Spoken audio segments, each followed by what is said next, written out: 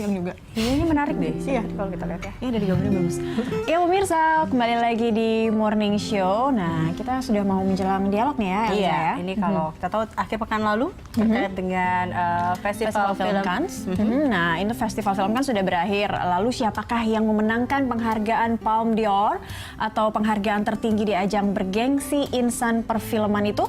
Nah, ini secara tidak terduga ternyata film karya Jago Aldriet tentang drama pengungsi Sri Lanka Dipan memenangkan penghargaan tertinggi itu. Wow, iya. Ini Dipan ini berkisah tentang 3 warga Sri Lanka yang berpura-pura menjadi keluarga agar bisa meninggalkan negara mereka yang dilanda perang menuju Prancis. Ini sebenarnya agak banyak sih cerita-cerita seperti ini.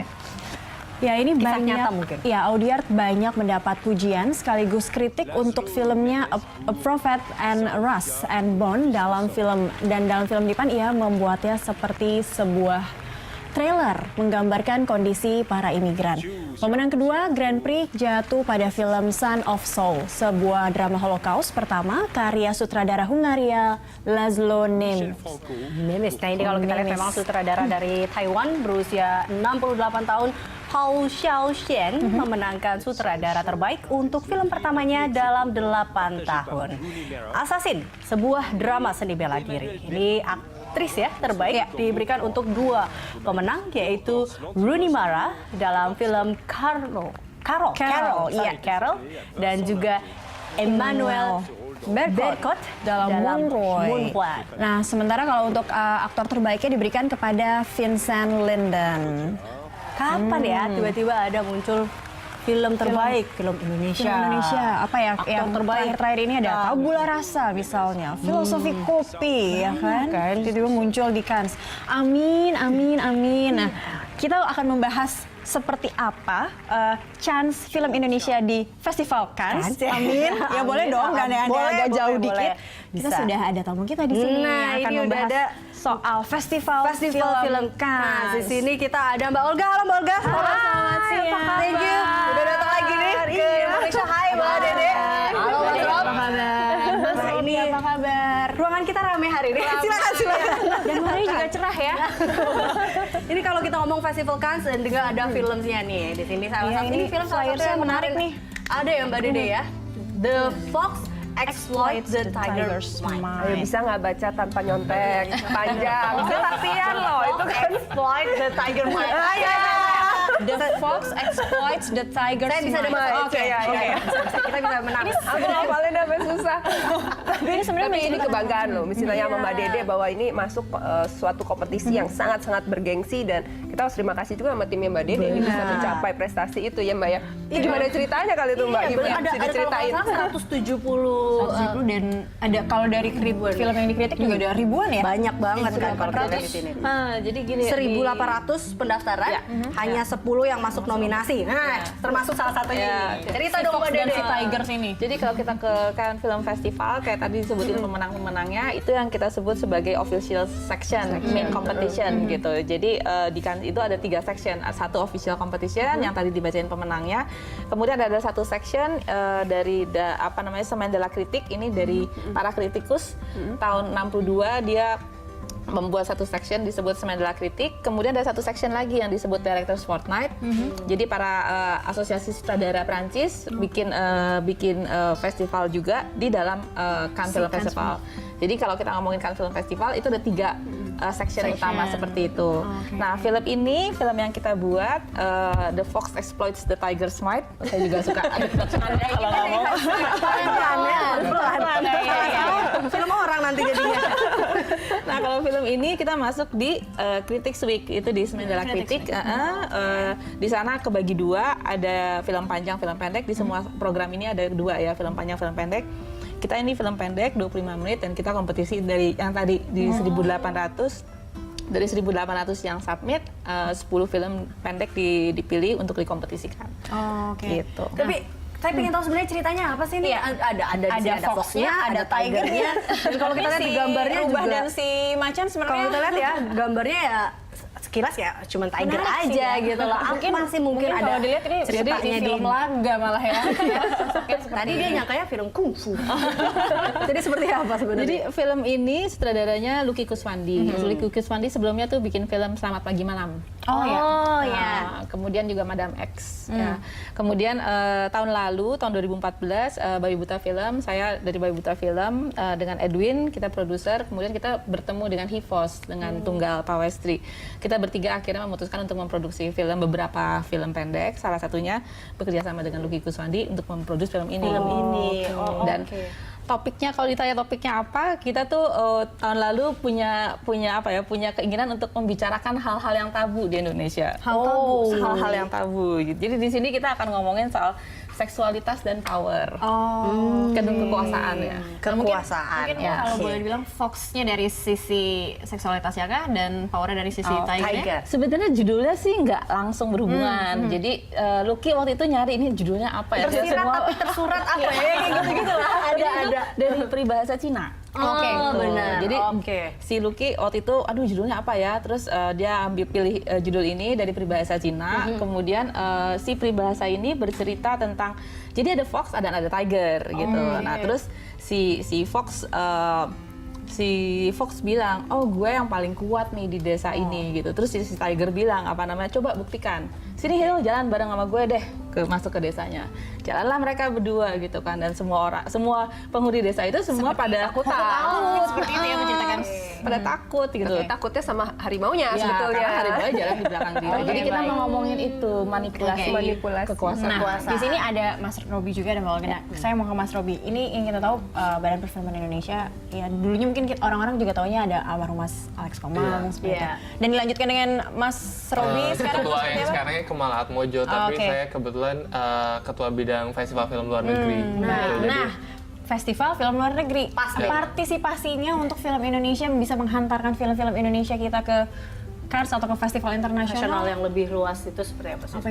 Yang pasti kalau misalnya ada filmmaker Indonesia yang lolos festival luar negeri, proposalnya masuk ke kita fight ke government. Biasanya kita alihkan ke Kemendikbud karena dia punya anggaran festival. Terus kita fight di situ, terus mereka mau mensponsori delegasi-delegasi yang filmnya lolos kompetisi gitu. Untuk Cannes sendiri kita ada booth untuk film marketnya, karena film market di Cannes kan terbesar sedunia, dan untuk tahun ini kebetulan kita pemerintah nggak ada budget karena perubahan nomenklatur gitu. Terus tapi teman-teman Mbak Olga dan lain-lain itu ikut membantu kita, yaudah yuk kita cari swasta gitu untuk bisa ada di Cannes, dan akhirnya tercapai sih itu, dan kita bisa turut berpartisipasi sama Cannes di film marketnya juga. Apalagi tahun ini kan ada film Indonesia masuk kompetisi, jadi happy banget gitu kan. Jadi booth kita menjadi naik kelas. Biasanya cuma menjual sesuatu, tapi sekarang ada yang festival. Kalau kita dulu sempat untuk menarik perhatian, sempat ngasih rendang yang untuk tabula rasa ya. Sekarang tahun ini ya tabula rasa. Ini di samping kita ada yang jaga boothnya. Enggak gitu ya. Sebenarnya saya penjaga boothnya. Sebenarnya tertarik sama filmnya apa sama Mbak Olga ya? Tapi Indonesia hebat loh, memberikan yang jaga boothnya seperti ini ya kan. Pengalaman Aku melihatnya sebenarnya memang menarik. Ya, pengalaman di situ seperti apa sih? Apa mereka memang tertarik dengan film-film Indonesia? Memang ini pengalaman pertama saya di Cannes, dan begitu masuk ke sana saya benar-benar melihat the big game dari industri film ini. Bisa dibayangkan kenapa kita harus hadir di Marché du Cannes atau di pasar filmnya Cannes, karena dalam satu festival itu transaksi diperkirakan sekitar $1 miliar, jadi 13 triliun dalam 10 hari. Jadi ini adalah sesuatu yang sangat-sangat besar. Nah, kemudian di situ datanglah distributor, kemudian sutradara dan sebagainya. Nah, karena booth kita ini memang pertama kita bangga sekali dengan adanya filmnya Mbak Dede, sehingga banyak yang datang juga nanyain film ini, nanyain Lucky, nanyain Mbak Dede.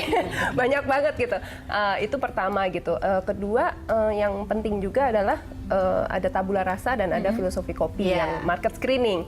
Jadi di pasarnya nih, jadi kita putar. Soalnya bagi-bagi rendang sama bagi-bagi kopi mungkin di sana.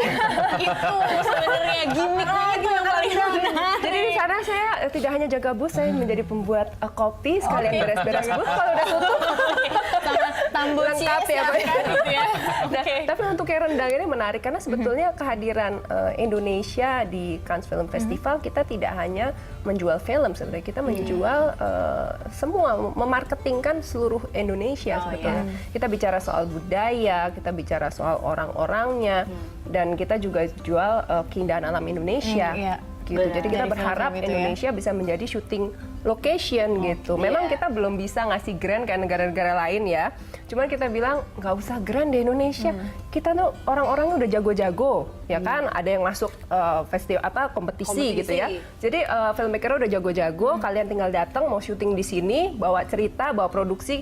Kita bisa kerjain. Kita bisa ya. Kita nggak kalah kok. Ya. Benar. Ini saya mau balik lagi ke Mas Robi. Kalau kita nggak kalah, berarti tiap tahun ini kan tentunya banyak film juga yang ikut dengan kompetisi-kompetisi ajang internasional.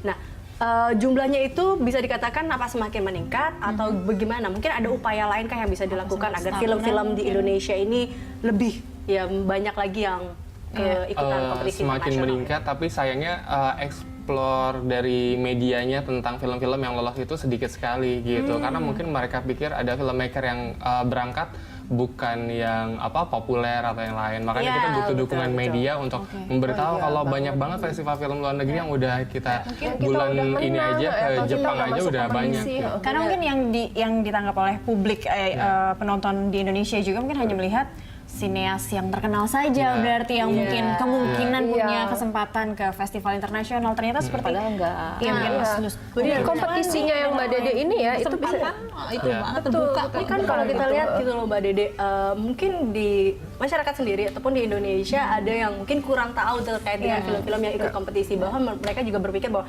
film-film yang ikut kompetisi nggak ngerti nih gitu kan, aku nggak ngerti nih yang kayak apa gitu, yang film memang komersil ya. Iya, yang alurnya ada dramanya mungkin, ada mungkin mikir ada, jadi mereka ya ini kita kan lihat judulnya udah judulnya sangar kan, sangar kan pada saat diputer itu saya ingat banget MC-nya bilang begitu selesai filmnya terus MC-nya kan ngundang semua timnya itu dan dia bilang, waduh, susah sekali bernapas karena filmnya sangat menegangkan. Dari belakang. Saya bangga juga ya dalam hal itu, dan mungkin satu lagi perlu digarisbawahi kalau misalnya mengatakan tuh kompetisi apa sih? Dalam kompetisi ini menghasilkan Wong Kar-wai, menghasilkan Alejandro Inarritu, menghasilkan Bernardo Bertolucci juga. Itu juga mereka berangkat dikenali bakatnya tuh dari kompetisi yang sama. Ini, kan? Dari kompetisi yang sama dengan ini. Mengingatkan saya dengan Crouching Tiger Hidden Dragon ya, dengan Wong Kar-wai itu tadi ya. Dan kalau nonton filmnya juga lumayan asik banget, enjoy untuk dinikmatin. Jadi orang asumsinya ini festival yang berat itu saya, ternyata enggak gitu. Dan ini menurut saya film bagusnya Indonesia, wajib banget ditonton sama semua orang. Akan diputar di Indonesia? Putar.